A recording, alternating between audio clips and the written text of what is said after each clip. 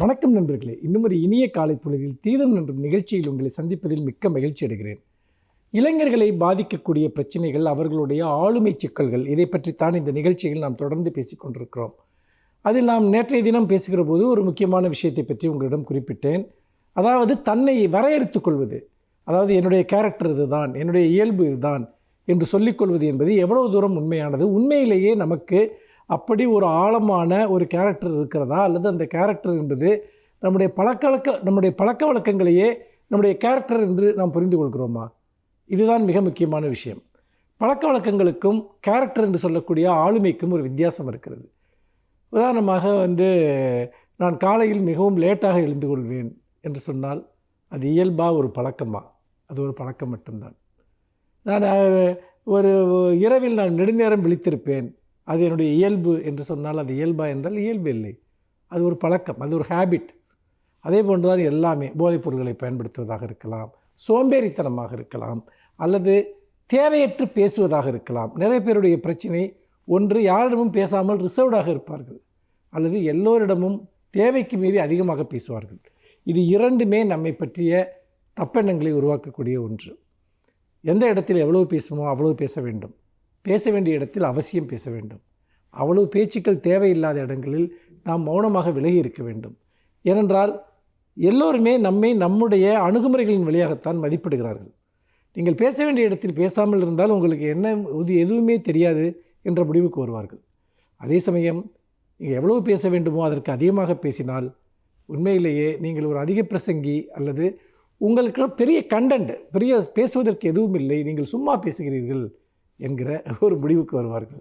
இது அப்படி என்றால் இதை எப்படி மேனேஜ் செய்வது? இதைத்தான் நாமே கூர்ந்து கவனிப்பது. முதலில் நம்மிடம் இருக்கக்கூடிய பழக்க வழக்கங்களை கேரக்டர் என்று புரிந்து கொள்ளக்கூடாது. உதாரணமாக சில பேர் ரொம்ப எமோஷனலாக இருப்பார்கள். அப்போது அந்த எமோஷன்ஸையும் தன்னுடைய அந்த உணர்வுகளையும் எண்ணங்களையும் கலந்து பேசுவார்கள். அப்படி கலந்து பேசுகிற போது பல சமயங்கள் நாம் அதீதமாக உணர்ச்சி வசப்படுகிற போது நம்முடைய எண்ணங்களை சரியாக வெளிப்படுத்தி கொள்ள முடியாமல் போகும். அதிலே அந்த என்ன எமோஷன்ஸ், உணர்வுகள் என்கிற போது சில சமயம் நமக்கு ரொம்ப கோபம் வந்துவிடலாம். கோபத்தில் நாம் சில விஷயங்களை வெளிப்படுத்தலாம். நாம் பேசுகிற விஷயம் மிக மிக சரியான விஷயமாக கூட இருக்கும். ஆனால் நம்ம அதை கோபத்தோடு சொல்கிற போது நம்மிடம் இருக்கக்கூடிய நியாயம் அடிபட்டு நாம் ஏதோ ரொம்ப வன்முறையாக நடந்து கொள்வது போன்ற ஒரு தோற்றம் ஏற்படும். இதனால் தேவையில்லாத சில எதிர்மறை விளைவுகளை நாம் ஏற்படுத்தி கொள்ள நேரிடும். அதே போல் இன்னொரு விஷயம் என்பது ஒரு அதீதமான அன்பை வெளிப்படுத்துவது என்பது. அப்படி வெளிப்படுத்துகிற போது நம்மிடம் எவ்வளவு அன்பு நம் மனதில் இருக்கிறதோ அந்த அளவிற்கு மட்டும் அன்பை வெளிப்படுத்தினால் போதும். மாறாக நாம் மிகையாக ஒருவரை பாராட்டுவது, மிகையாக அல்லது ஒரு அன்பை காட்டுவது, இது எல்லாமே நாம் தொடர்பியலில் ஒரு மரியாதை என்பது கூட, ஒருவரிடம் காட்டக்கூடிய மரியாதை என்பது கூட அது ஒரு பெரிய கூளை கும்பிடு போடுவதாகவோ பவ்யமானதாகவோ இருக்கக்கூடாது. எல்லோரிடமும் காட்டக்கூடிய அன்பும் மரியாதையும் கண்ணியமாக இருக்க வேண்டும். நீங்களும் மனிதர், நானும் மனிதர் என்ற வகையில் மியூச்சுவலாக அந்த கண்ணியம் இருக்க வேண்டும்.